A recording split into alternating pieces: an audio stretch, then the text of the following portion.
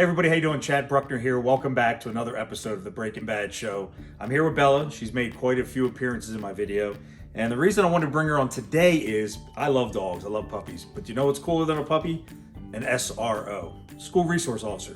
They are with our kids every single day. They are on the front lines helping our children better understand law enforcement officers and the profession that we have to do. Oh yeah, you're right about that. So anyway, we hope you enjoy the episode. Today is Dr. Beth Sanborn.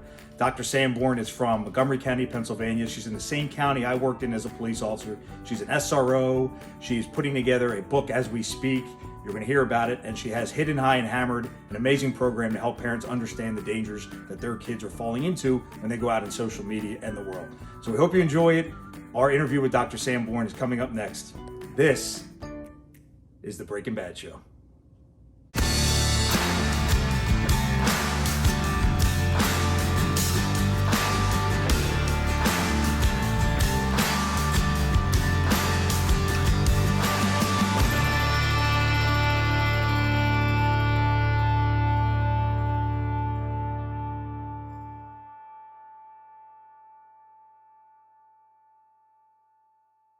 Hey everybody, how you doing? Welcome back to the Breaking Bad Show. I'm Chad. I'm Ryan. And this is an awesome show for us. We're really excited. I'm really excited personally because we're going to have a police officer on, a detective, a school resource officer. She has her PhD. But what the coolest part is we worked in the same county together. Never actually worked a case together, did anything together. But I know Beth. I've heard the name, and this, to have her on the show and talk about all the awesome things she's doing is really incredible. So please welcome Dr. Beth Sanborn. Hey, Beth. Hi, thank you so much. Thanks for having me. This is awesome. Thanks for coming on. And this is something I've been earmarking you for a little while now. And I'm thinking, like, when's the right time to reach out to her? I kind of wanted to feel out the topics in the current events or just anything at all. And I said, you know what, let's not wait any longer. Let's reach out to Beth. Let's have her on. So if you could just walk us through a little bit of your background and not only law enforcement, but just your upbringing, background, anything you're willing to share. Okay, yeah, sure. I mean, like I said, thanks so much for having me. As you can imagine, it's a pretty hot and heavy time, and I'm getting quite a few requests. But let me share a little bit of my story because that might give you an idea of who I am and why I do what I do. So from the time that I was little, my career path was set out for me. I knew exactly what I wanted to do. There were never any questions. It was a very specific and direct career path.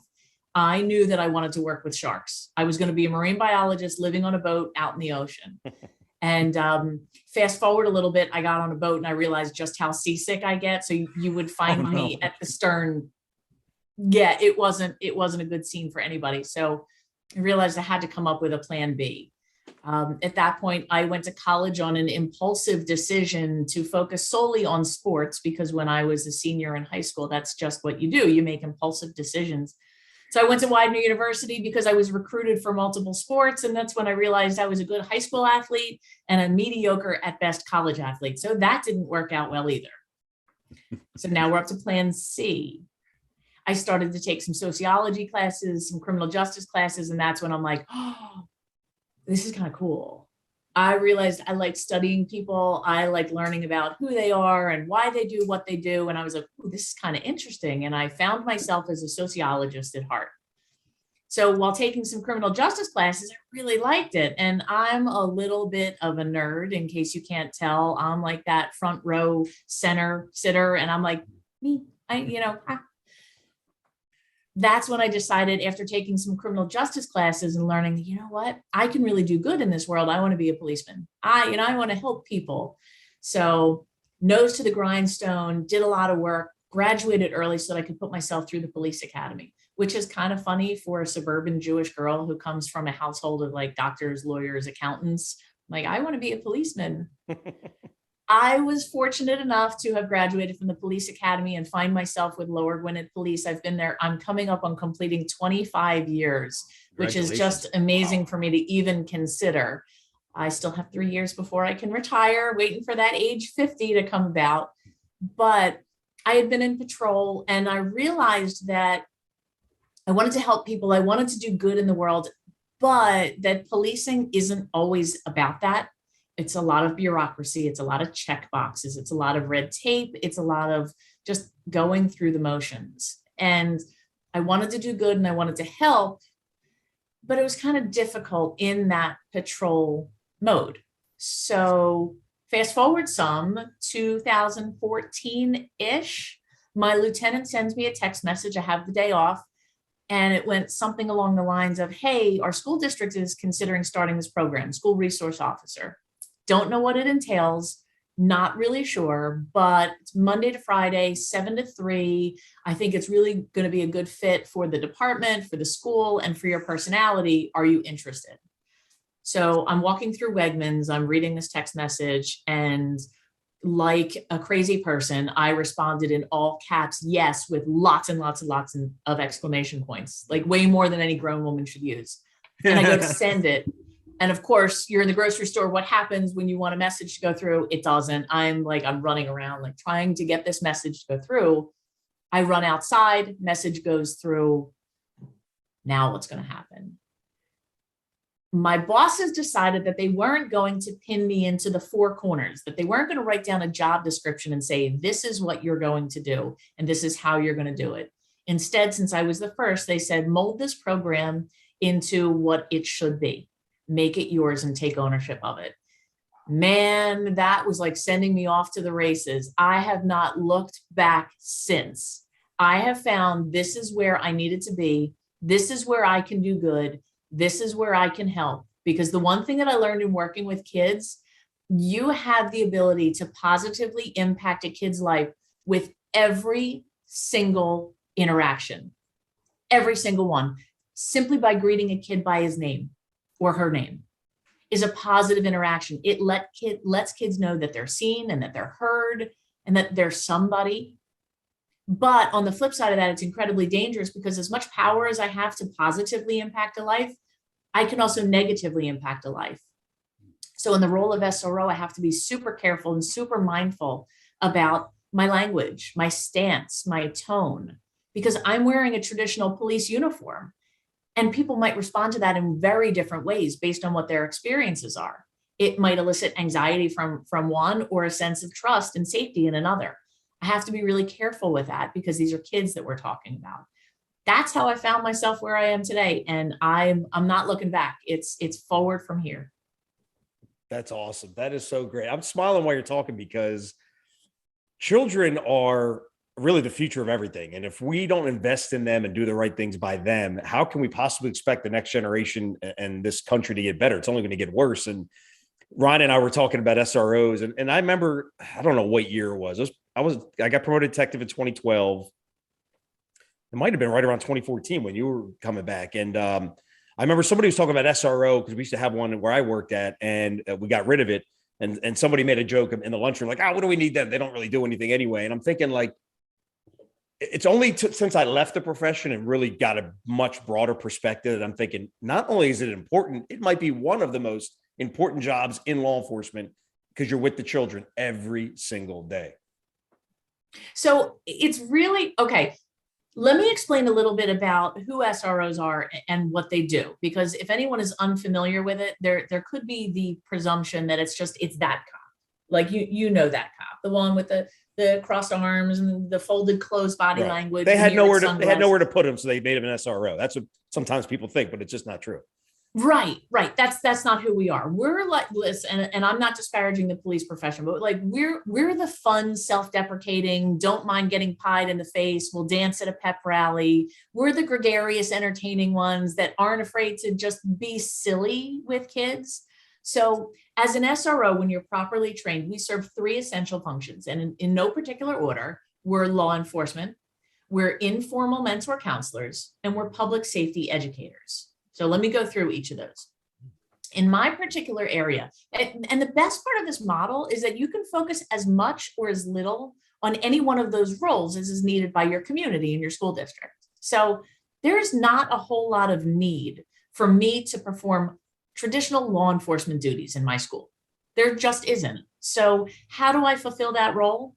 I drive a marked patrol car. My students all know me in full uniform with a full complement of a duty belt on. They call me Officer Beth, so that's sufficient. They see a police car, they see a uniformed police officer. There's not much more on a daily basis that I need to do.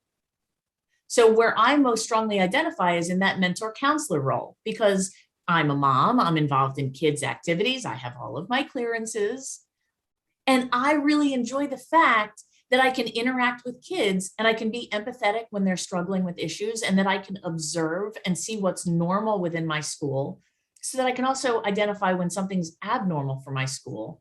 But I can help work with kids one-on-one, because it's pretty difficult being a kid. I mean, listen, all of my insecurities came right back in the second I stepped into a school, and it brought me right back to high school, and the fact that I wasn't pretty enough, smart enough, skinny enough. Like, I felt all of that as a grown woman walking into school.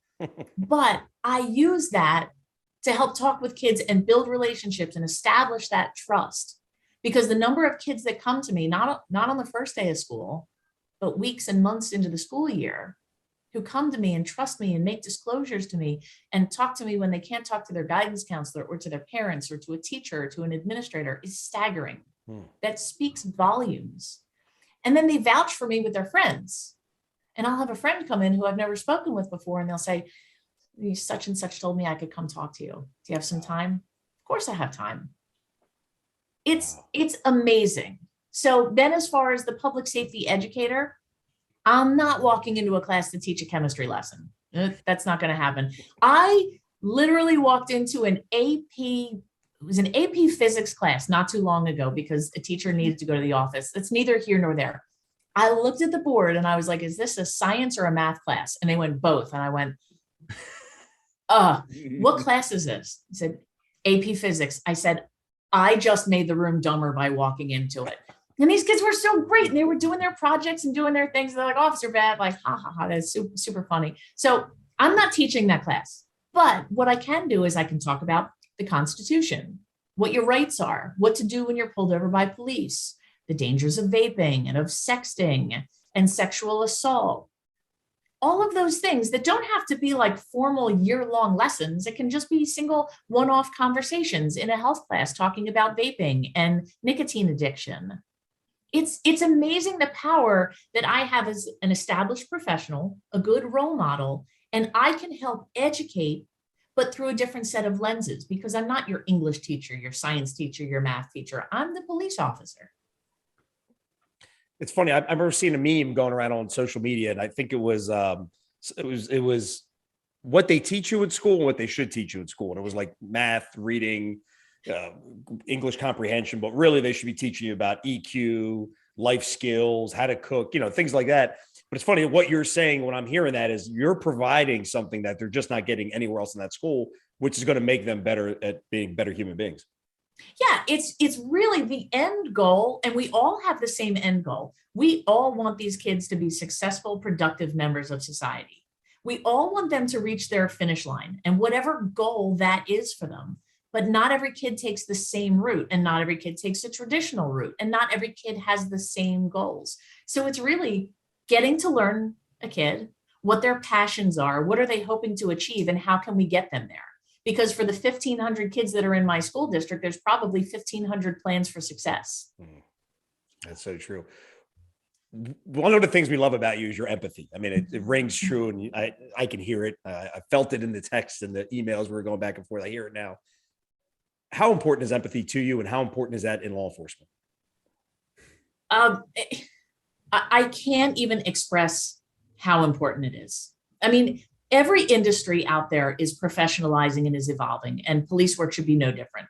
I mean, back in the day, we had these perceptions of like the big dumb brute cop who was just there to be like a weak mind and a strong back. And those days are over. That's not acceptable anymore.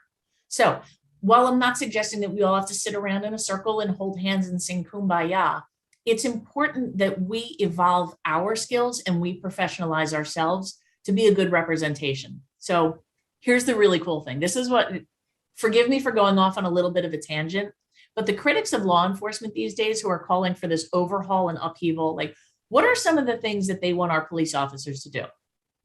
Be empathetic, be good listeners, understand mental illness, marginalized society, right? Like, they want police officers to use their brains and to think. Well, the really cool thing about that is that all of those skills are part of the basic SRO curriculum from NASRO, the National Association of School Resource Officers. I can't recommend them enough because the training that they provide is vital across all of policing. So let me ask you guys, as parents, as adults, as community members, if you had a student come to you, a kid come to you in the community, wherever it is, and say, officer who, say, I don't really have any friends. So I eat lunch every day sitting on the floor in the bathroom. And I said, that's not okay. Absolutely not. Under no circumstances are you permitted to sit on that floor in that bathroom and eat lunch by yourself every day. You come in here with me. I love that. She's like, well, I just don't feel like I have any friends. And I'm like, she says, I feel like it's too late. It's too far into my year to make friends. I'm like, well, that's going to change and I'm going to help you. How can you not feel empathy towards that person? Have you never, ever felt a moment where you weren't good enough, smart enough, productive enough? That's how she felt. Absolutely not. That's not okay. I want to help you along your path and your journey. And there were plenty of other people, but she felt comfortable enough to tell me that. And I'll tell you what, things changed from there. I'm not suggesting that I'm the only person on her team that cared about her. I'm not suggesting that that was the one incident that, turned this sad kid into a happy kid, but it's one of the pieces. It's so very important to build those relationships where she felt comfortable enough to tell me that. And I said, I'm not going to let that be your story. We're going to change your story. Wow. That's if every police officer was like you, Beth, it'd be just an unbelievable experience for everybody. If you could put that in writing and send that to my chief, that would be amazing. No problem. Is there a story that sticks out to you, either really sad or really happy or really positive, that you had a direct involvement in as an SRO with a kid, and something that really just transformed them or transformed you? Yes, but here's the problem with that. It happens every day. There's an overwhelming number of successes. There is an overwhelming number of could have done betters. There's an overwhelming number of could I have done something different? I'm really glad I did that. I mean, it's every day. Again, it's on the first day of school, there aren't any successes. Okay, on the first day of school, everybody's trying to feel each other out and figure out, where am I supposed to stand? Who is it okay to stand close to? Who is it not okay to stand? How do I get where I'm going? Everybody's got really wide eyes and they're looking at their phones to figure out their schedule on the maps. Okay, so we're all in the same boat there. A couple of the successes that I've experienced. The number of times that I've been told by students, I don't really like cops, but I like you. I'm like, well, that's really cool. Okay, that's a baby step. I get it. You may have had bad experiences outside of here, but here's the thing. I want you to know that there are way more cops out there like me than there are cops like you experienced in that moment. So if you like me, you're way more likely to like others that look like me and act like me and behave like me. Because you know what?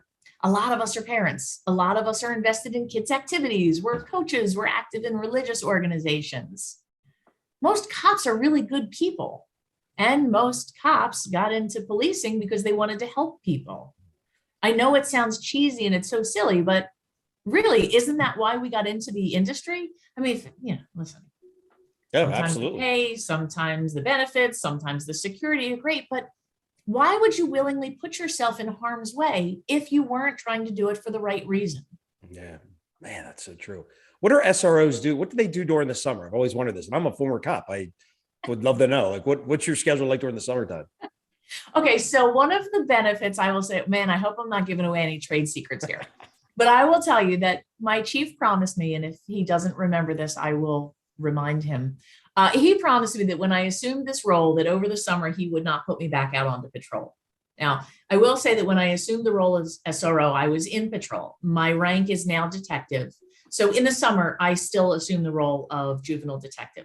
I would say my caseload substantially drops though, but child line referrals happen. We're all mandatory reporters. So in the summer, that happens as well.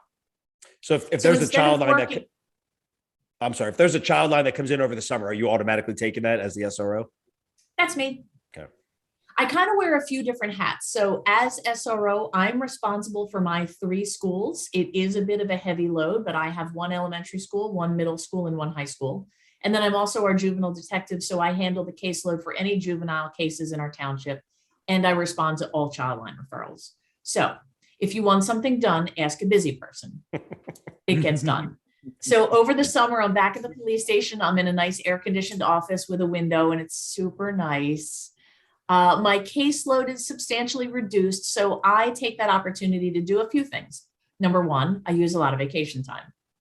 Number 2, I go to a lot of trainings and conferences and make sure that I'm up to date with the best practices for the best way to serve my kids and my community. And because I'm incredibly active in my SRO network, I'm on the executive board of PASRO, the Pennsylvania Association of School Resource Officers, and we have an annual conference. I'm also an instructor for NASRO, the National Association of School Resource Officers. So I teach the best way. The federal government has given NASRO the gold standard of school-based policing. So I travel around the country for NASRO to teach the proper way to interact with kids, because you're put in a position of such incredible and immense trust that we need to make sure that you know how to interact with kids and how to interact with them properly. Because policing in a school is a completely different animal than policing out on the street. So true. So your PhD, I want to talk to you about this a little bit. I got my master's while I was on the job, and there were moments of challenging moments for sure of trying to balance. I started as a detective, then went back to patrol, so shift work and all different things. What was that like for you going back as a police officer, all your responsibility as a mom, really, which is a huge, can't discount that. And then also going back to school and getting that done and getting your PhD. Well, so here's the thing.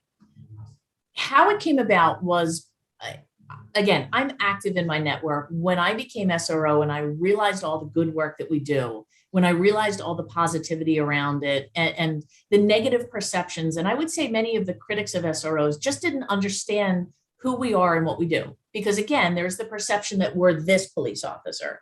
And you put a cop in a school. So immediately the perception is that police officers arrest. So you put a police officer in a school, all we're going to do is arrest kids for stealing a pack of cookies in the cafeteria, or we're going to arrest a kid for walking the hallways without a hall pass. And I was like, that cannot be the perception. I refuse to allow that to be the perception of who SROs are. So I went back for my doctorate because I said, I want a bigger audience to be able to share who we are, what we do, how we're trained, and how we interact. And more importantly, how people interact with us. So I was reading a scholarly article about criminalizing juvenile misbehaviors. And I'm like, well, this is clearly someone who doesn't understand the role. So when I really focused on, I wanted to complete my dissertation on who SROs are and what we do and all that good stuff. I would say for 3 solid years, minus 2 weeks, this is what my family saw. God, I hope you can't see my roots. This is what they saw. They saw the top of my head because I was reading, because I was typing, because I was at the computer. That was 3 years of my life. 2 weeks, I took a break. Wow. I knew I was driven, and if I set a goal, I'm going to achieve it. It was something that important to me. I was fortunate enough in 2019, I earned my doctorate in public administration. My dissertation was entitled Pennsylvania School Resource Officers as Mentor Counselors, Including Levels of Intervention. And that is the super, super long academic title for saying, hey, we do good stuff. I love that. I love that. And that, like you said, you are putting your fingerprint, your handprint on every child that comes in that school year. And then the next school year, you're doing it over again. I mean, if you made an impact on 10% of those kids, I mean, over your career as an SRO, it's hundreds of kids. It's amazing. It's really, really exciting because again, it gets to fulfill that goal and that drive that I had for myself. So I changed my daily goal just a little bit to fit the criteria of what I was doing. So I changed my mindset in saying that when I wake up in the morning, I want one person's day to be better because they encountered me in whatever capacity that is. That's how I wake up in the morning. That's how I go to work. That's how I come home.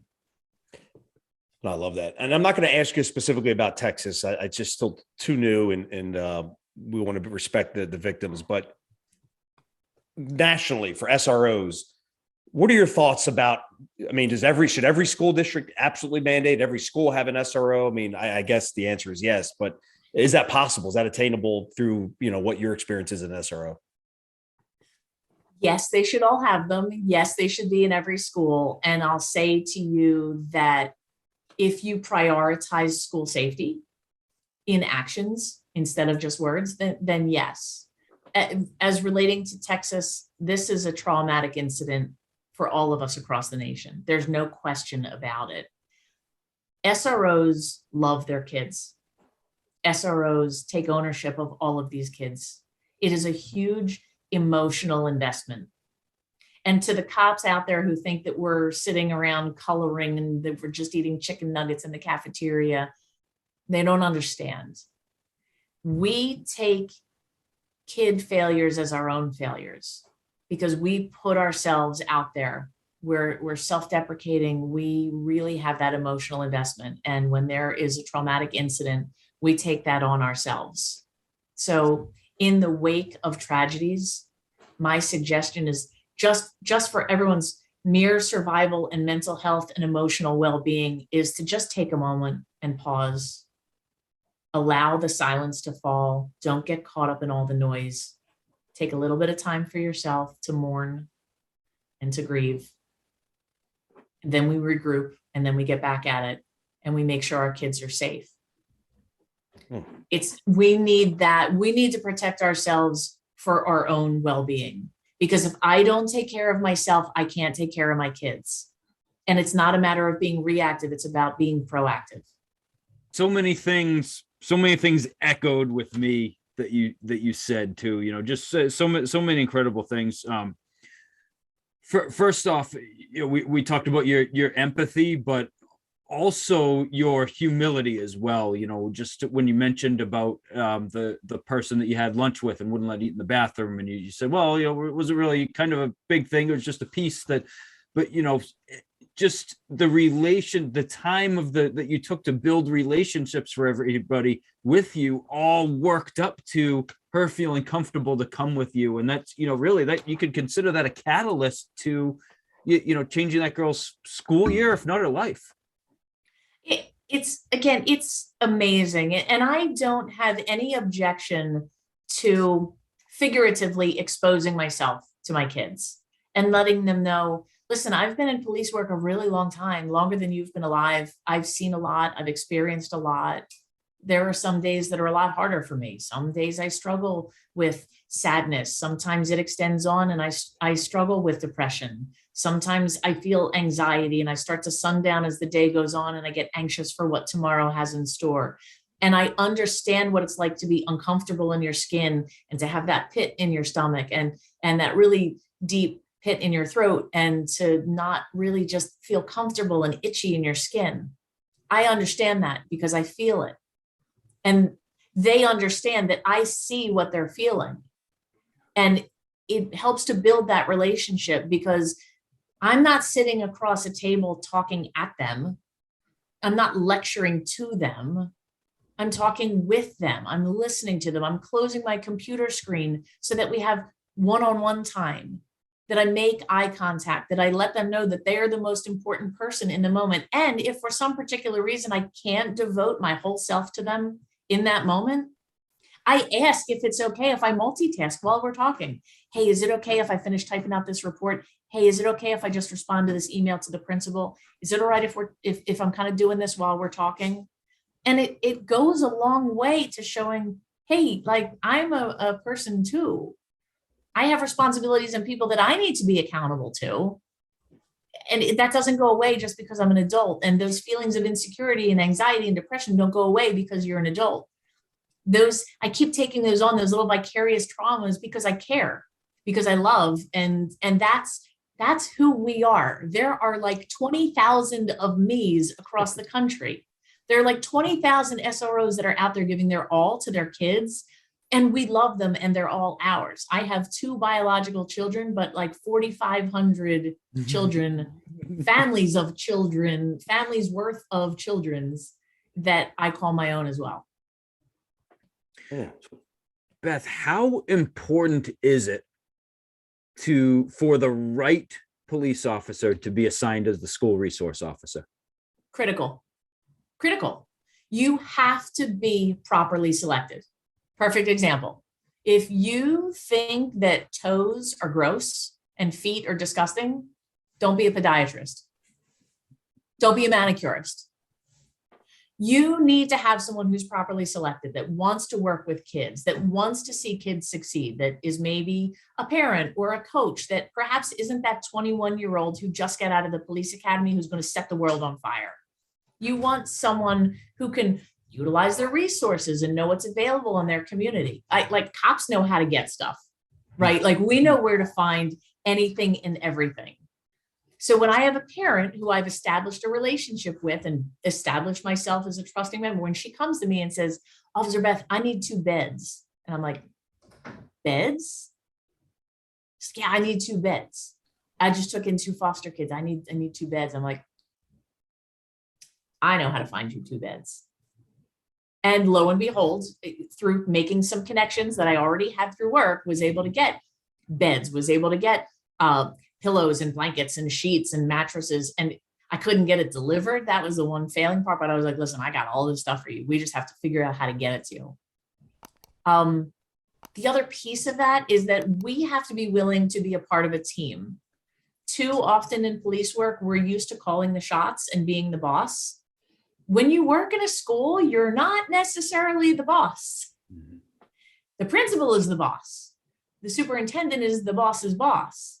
You have to be willing to be a part of that team and to brainstorm and to learn the language of education and to learn the goals. Yeah, sure, we want to maintain order. Sure, we want to have productive members of society. But sometimes there are certain roots in the education world that we have to learn and then figure out how to navigate. So you must have someone who's properly selected to be able to do this. And then the second piece of that is that you've got to be properly trained. Because again, policing in a school is entirely different than policing out on the streets. Someone steals from a grocery store, that's a crime, right? You're depriving the owner with the value of the item. Are we arresting kids for stealing cookies in the cafeteria? No, because it happens all day long. Part of the training that we have is to learn the why behind the behaviors. Because why might a kid steal a pack of cookies from the cafeteria? Okay, maybe they're hungry. Maybe they're out of lunch money. Maybe they want to impress a boy. Maybe they want to impress a girl. Maybe they just want to try and engage in some risky behavior. Maybe they just wanted cookies. It doesn't make them a criminal. And while we can all agree that the act in and of itself is a crime, it doesn't mean that I have to take law enforcement action. And it's amazing to be able to change your thinking because it's policing through a different lens. You're still performing your duties, but you don't have to take the route of arrest. That's not the only thing that we do. When you go to a doctor and you complain of pain, they don't just sign you up for surgery the next week. They might say, why don't you rest? Why don't you use ice? Why don't you take some over-the-counter pain relief? See a specialist, try physical therapy, go see another doctor, get a second opinion. And then after all of those things have tried, if they haven't worked, then maybe you might need surgery. It's the same thing with us. Arrest is not our go-to response. We have so many different options that are available to us. I could talk about this for a month and a half. You would disconnect my feed. I totally get it.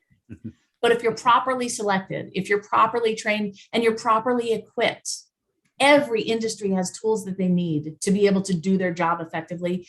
SROs are no different. We need a way for our kids to communicate with us. We need a space where they can communicate with us.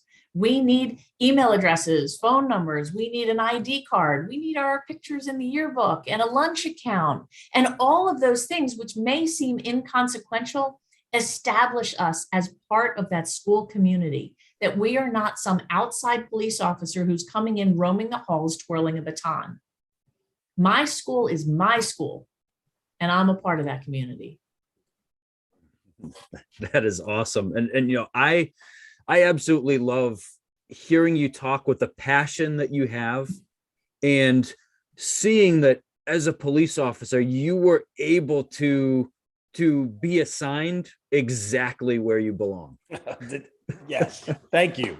Thank you. Yes, that's you're right. It's like I'm listening to Beth. I'm like, she's a teacher, a doctor, a babysitter. I mean, all these amazing maternal, empathetic skills as a police officer, and they put her in a job where she's kicking butt. I love it. I mean, sometimes in departments you'll hear, well, we cycle detectives out every 3 years or every 5 years and send them back to the patrol. But there's some, like, why would you ever like cycle that person out and send him back? He's amazing. That's a round peg in a round hole. Why would you take him from that position?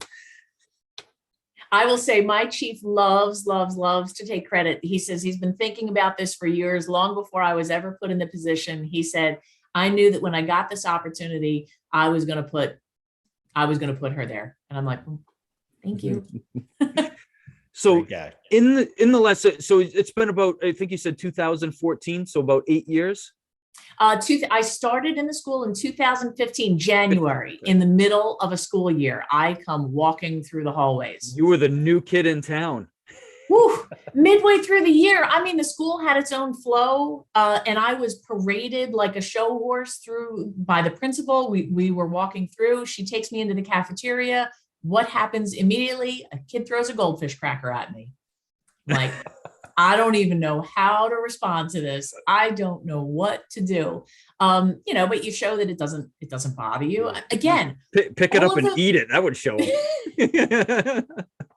But all of those insecurities come flooding right back. Suddenly, like, I'm checking my zipper, I'm playing with my radio battery, I'm rubbing my nose. I'm like, where do I put my hands? Where do they go? So it took a little while. I had to walk around the hallways. One of my first encounters was with two girls who were walking down one of the primary hallways of the school. And if I could paint a picture, they're wearing like black leggings, Ugg boots, carrying a Starbucks cup. And as I walk towards them, they go, hands up, don't shoot. I'm like, okay, well, this is a challenge right here. I have to make a split-second decision. How am I going to react to this? There's a couple different routes that I could take. But instead, I was like, oh, I'm like, that hurts me here and it hurts me here. Like, so I'm super new here and I have no idea where J Hall is. Can you guys walk with me? So without knowing that a walk and talk is a thing, I just employed my first walk and talk. So we walked from that spot to J Hall. I knew where J Hall was, but it was the furthest hallway that I could think of that would give us enough time to talk. Now, I would not know these girls if I passed them today. I wouldn't recognize them, don't know their names, don't know who they are. I just know black leggings, Starbucks. That could explain any number. That could describe any number of people.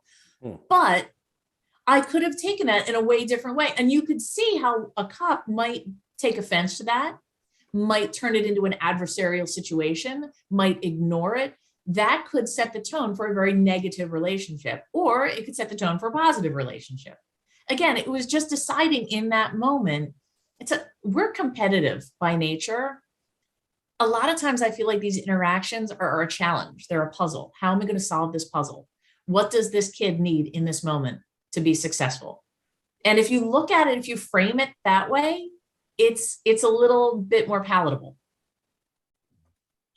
Oh, just how I had kids do the same thing to me when I was still a police officer, and it was a thing, and it was a challenge because he knew it was a test. What's he going to do and everything, and you get the wrong person in there and they want to throw him on the ground and say, oh, you think you're tough and you're going to act like that, not in my school. And where you responded the exact right way, in my opinion. I hope I don't know if I would have been able to do that. So in the time that you've since you were assigned to the school and you've been putting your heart and soul clearly into this program, into the school, have you done anything to that what you've created will be able to continue on when you leave, and even be replicatable for other school districts and other towns in the area? So yes, I do put my heart and soul into this. So one of the services, I guess, that I offer just by being accessible is I will help other police departments and school districts set up an SRO program. Awesome. I'll facilitate a meeting between school administration and police administration, sit them both down at the table together and say, listen, if you want a successful program, here's what each of you need to provide, and then what you can expect to receive in return. And then help with some candidate selection to make sure that they're putting the right person down at the school and that they receive the right training. It's something I believe in. And I've been in police work for 25 years. I would like to think I keep my nose clean. I have a good reputation. I love what I do. I stay involved. My research that turned into that was my dissertation during the pandemic, I took that nationwide and made that a nationwide study that's getting amazing attention from federal agencies across the country. I truly love what I do. Remember that I said that one of the roles is as a public safety educator. So I created a program because I saw a need.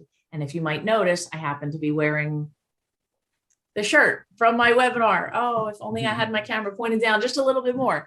So I identified a need because when I started as SRO in 2015, I didn't know anything about juvenile law. So that was a new learning strand that I had to take advantage of. And then, as it turns out, there's a lot of drugs in schools. I didn't know that. And vaping wasn't a thing. I've got plenty of stories about my first few encounters with vapes, but what I learned being in a school is that I quickly became an expert on vapes and paraphernalia and vape juices. And the parents who were sending their kids to schools were really very ignorant of it. So what I wound up doing was creating this webinar that school districts can show to their parents and to teachers and social services providers that teaches about poor lifestyle decisions among teens. So drug use and abuse, alcohol use and abuse, mental health concerns, so that we could potentially identify a kid who might be in crisis to intervene before the crisis is reached.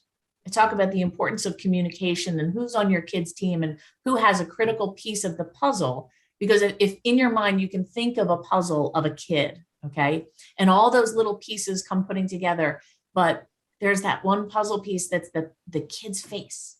And until we get that last piece of the puzzle, and we don't really know who it is that we're looking at. So it's called hidden, high, and hammered. Hidden refers to the stash devices that are meant to hide and to deceive and conceal. High refers to vapes and CBD and THC and the evolution of drugs and marijuana. And hammered refers to alcohol-infused items and deceptive packaging that's now trying to attract a younger audience. So I have that going on in my spare time. And then finally, the last piece, I would say in my spare time, is that I'm writing a book. So my book should be out in the fall. I'm super excited. I think right now it's going to be entitled Hidden, High, and Hammered, but that's kind of the last piece of that puzzle to fall into place. We'll see. It's going to be available on Amazon. But I'm super excited. My target audience for the book is parents, because I felt that parents are really the ones that need to know and understand who we are and what we do, because I have never met a more passionate and empowered group of people than parents who are invested in their kids' success, right? Seems like a no-brainer. So that's my target audience. That's my book. I can't wait for it to be done and for it to be out. I'm really excited. You know, that's great, Beth. Wow. And you did a great job, because my next question was going to be, what are your biggest goals coming up and what are you working on? And you talked about that. It's so exciting. I like to say that I'm going to put my book out sometime, and I get about 2 pages in a Google Doc of it written out, and a lot of it is just one-liners so far anyway. So it's a start, bro. What a challenge it can be. And that's just awesome. Anyone that's listening, if you're not a school resource officer, and if you were in a police department that has a school resource officer, send them this episode. Tell them to listen to this episode. Tell them to connect with Beth on LinkedIn. Tell them to look at what she's doing and connect with her, because it is all stuff that you have to hear. And Beth, so many great things and amazing things that you said, and this will be the last thing I keep touting is almost everything that you said, I saw this, and this is what I learned. And I love that you never it seems like you never took anything at face value. You saw, and then you learned about it. You didn't just make a judgment, pass judgment. You always saw, and then you'd learn about it and figure it out. And I love that. That was awesome. I mean, if I expect my kids to do the same, I have to model good behavior for them. Yeah. Model good behavior. Where have we heard that before? So Beth, we can't thank you enough for taking the time to come on the show. I mean, you were doing some amazing things, and I really hope that other schools, as many schools as possible, are modeling what you are doing, because you're right. It's going to complete our involvement with them, especially at a young age, an impressionable age, is going to mold them and develop them for how they are going to see, treat, and react to police officers in the future. And if it's just on what they see on TV and social media, they're going to get the wrong impression, and we're going to have them growing up as kids wanting to do, hands up, don't shoot, throwing goldfish at us and that kind of thing. But I definitely think that having people like you in the school is going to develop a trust, an appreciation, and a bond between our children who are growing into adults and our police departments that are out community policing, not just school resource officers, the other police officers out on the street. I couldn't agree more. If I had to come, if I could be guaranteed I'd be an SRO, I'd come back to law enforcement tomorrow.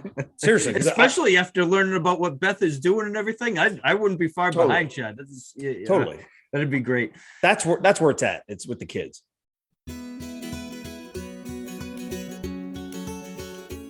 So Beth, before we get in, I don't know if you know the format. Chad's will have a couple questions for you that are kind of rapid fire. Before we get into that, I always love to ask people, what is your favorite book, or what is the number one book you would recommend for someone to read? Oh my gosh, you didn't prep me for that. There's no prep, Beth. We don't prep on this show. There's no prep. This is me stalling for time. That's okay. Oh my gosh. You're an academic. I'm sure you have a go-to book somewhere. Can my book be the book? Sure. I think we'll have to have you come back on the show to promote it when it's out, so we can talk about just the book and where we can find it and get our listeners to go buy it. Well, the reason why I'll say my book is because I've read it about 400 times during the course of writing it. So, what's your favorite aspect of your book? Like, what sticks out to you that you're proud of yourself for what you wrote? Showcasing the interactions with the kids, because people don't get to see that. They see all the negativity, but they don't get to see the evolution of the kid who walks in like this on the first day. By the end of the first week, has a head up. By the end of the first month, they make eye contact. And by 6 weeks, I get the chin nod. And then by 2 months, they're like, hey, then it's, hey, Officer Beth, and hey, Officer Beth, you got any snacks? That evolution is huge. It just takes time and dedication.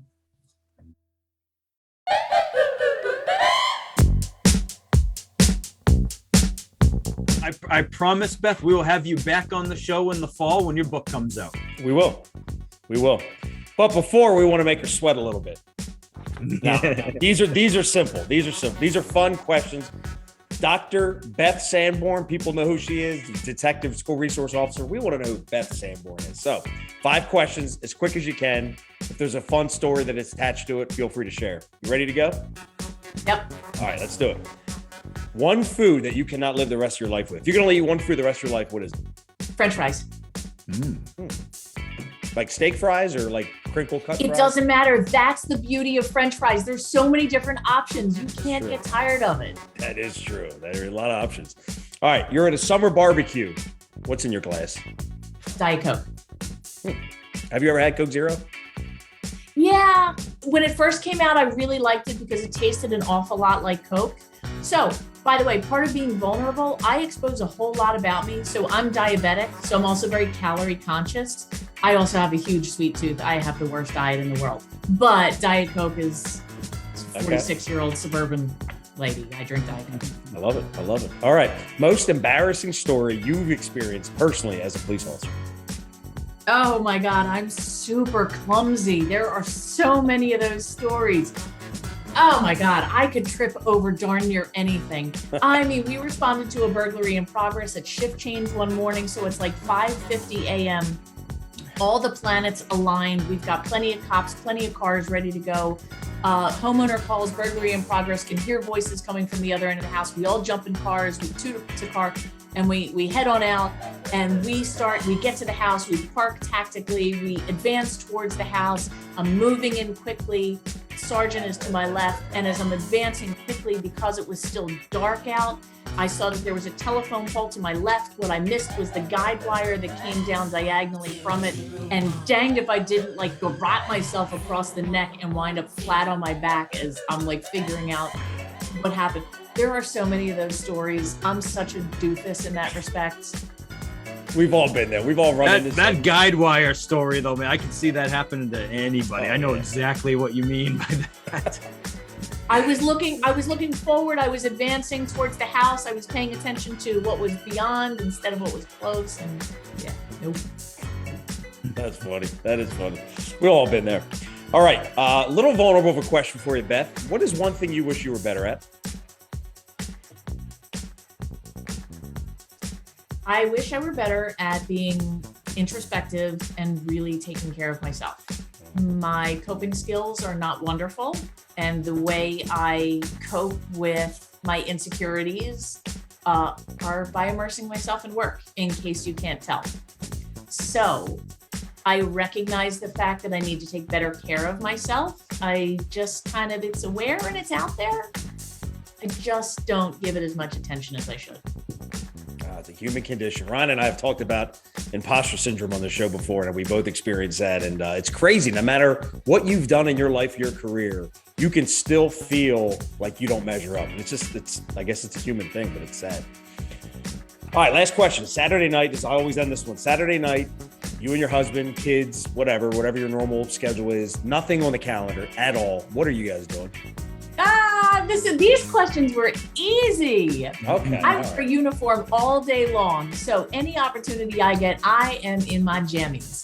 Again, 25 years of police work, 46 years old, 2 kids. I am in pajamas by I may not have gotten out of my pajamas that day.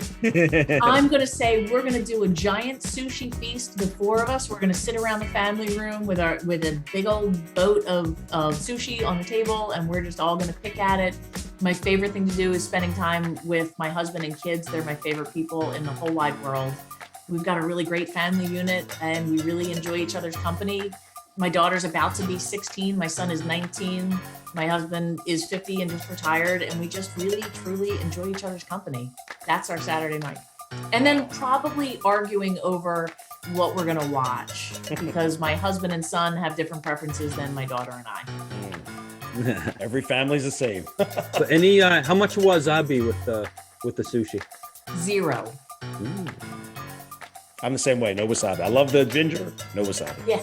I've been challenged by my 12-year-old for a wasabi eating contest to see who can eat more in a bite. So we love it in this house. You can have all of ours. We'll take your pickled ginger over here. Yeah, there we go. Fair trade. That's awesome. 5 questions with Dr. Beth Sanborn. Good job.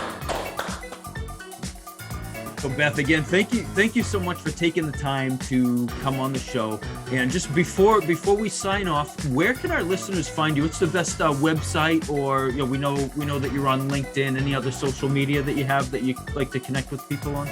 I am. So LinkedIn I typically use for professional connections. Because I'm old school, I'm still on Facebook. I'm as Beth Hoffman Sanborn. I do have a website, www.bethjsanborn.com, and that'll take you to the Hidden High and Hammered website. I'm very open with my contact information, with my email address, with my phone number, because again, I truly believe in what I do. I don't ever think that a hurdle should be being able to contact me. Awesome. That's beautiful, and that you're that willing to have people reach out and help. I love that. That's awesome. So again, thank you very much, Beth. It was awesome having you on the show. Awesome talk. Again, any police officers that are hearing this, You need to either push this to your administration if you do not have a school resource officer program in your school. If you do, make sure that this podcast, that this episode and Beth's information gets to your school resource officer. They're going to want to listen. They're going to want to look in more to what Beth is doing and make our schools a great place. Be influential to our children out there. Yeah. You know, Ryan, thank you very much for... I'm sorry, Ron, to cut you off. When you were just saying that, I'm thinking, if I'm a young officer and I'm sitting there and I want to be an SRO, and maybe I'm 4 or 5 years in, I'm really starting to understand the job, I'm empathetic, I love being around kids, and we don't have an SRO program. It's kind of been brought up before and it's been shot down. Why don't you reach out to Beth, level up, get as much insider information, make this proposal amazing so when you go to your executives, you can knock their socks off. Like, how do you even know all this stuff? Because you got Beth Sanborn. That's it. Thank you, everybody. See you guys. Take care. Thank you.